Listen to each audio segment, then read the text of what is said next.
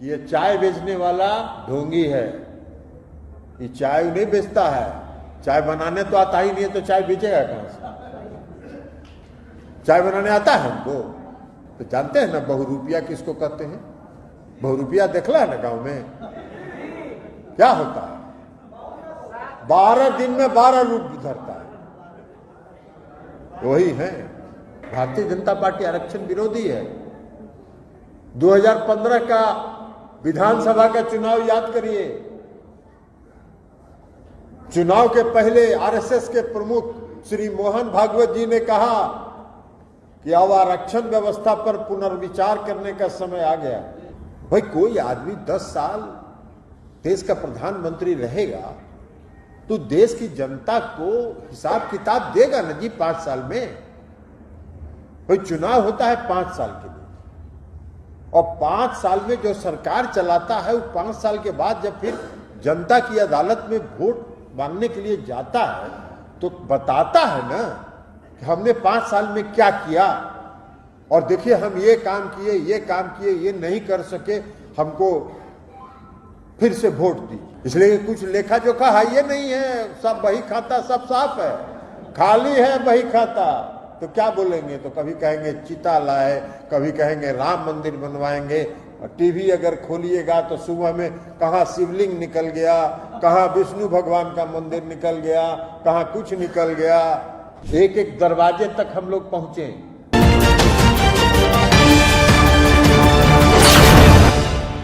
अभी तो नरेंद्र मोदी जी का परिचय दे रहे हैं कि क्या? तो भाई आप लोग तो देहात के आदमी हैं, सब लोग गरीब लोग हैं, तो जानते हैं ना बहुरूपिया किसको कहते हैं? बहुरूपिया देखला है ना गांव में क्या होता है? 12 दिन में 12 रूप धरता है। वही है भारतीय जनता पार्टी आरक्षण विरोधी है। 2015 का विधानसभा का चुनाव याद करिए। चुनाव के पहले आरएसएस के प्रमुख श्री मोहन भागवत जी ने कहा कि अब आरक्षण व्यवस्था पर पुनर्विचार करने का समय आ गया।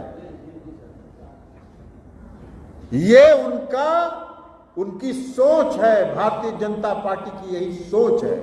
भारतीय जनता पार्टी का जो चरित्र है वो चरित्र बहुत गड़बड़ है। हाथी का 2 दांत होता है, वो खाने वाला, वो दिखाने वाला। उसका एगो दिखाने वाला था। अब बताइए ना 2014 के चुनाव में इस देश के आदरणीय प्रधानमंत्री नरेंद्र मोदी जी पूरा देश भर में घूम कर कहे कि हम अति पिछड़ा है, हम अति पिछड़ा है। अरे गुजरात में अति पिछड़ा है? गुजरात में अति पिछड़ा नहीं है, गुजरात में पिछड़ा वर्ग है। ये उस पिछड़ा वर्ग में भी नहीं थे। जब ये मुख्यमंत्री बने गुजरात के तब इन्होंने अपने समाज को पिछड़ा वर्ग में शामिल कर दिया। इतना डुप्लीकेट है, ओरिजिनल कहां से आता? लेकिन आप कहते हैं वोट के लिए कुछ भी करते हैं। अब आजकल देखते नहीं है भाई कोई आदमी 10 साल देश का प्रधानमंत्री रहेगा तो देश की जनता को हिसाब किताब देगा ना जी 5 साल में। भाई चुनाव होता है 5 साल के लिए और 5 साल में जो सरकार चलाता है वो 5 साल के बाद जब फिर जनता की अदालत में वोट मांगने के लिए जाता है तो बताता है ना कि हमने 5 साल में क्या किया और देखिए हम ये काम किए, ये नहीं कर सके, हमको फिर से वोट दी। इसलिए कुछ लेखा जोखा है ये नहीं है, सब बही खाता सब साफ है, खाली है बही खाता।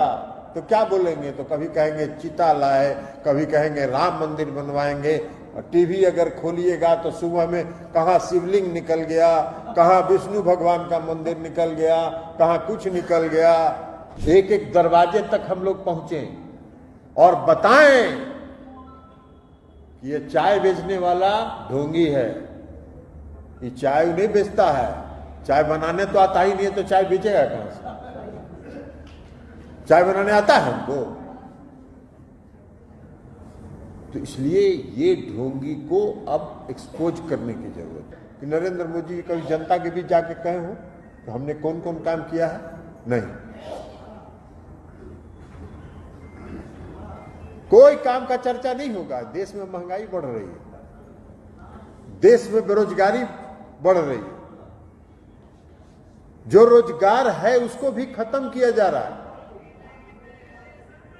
नरेंद्र मोदी जी के 10 साल के शासनकाल में जितना रोजगार इस देश से खत्म किया गया है, उतना आजादी के बाद से आज तक नहीं खत्म किया।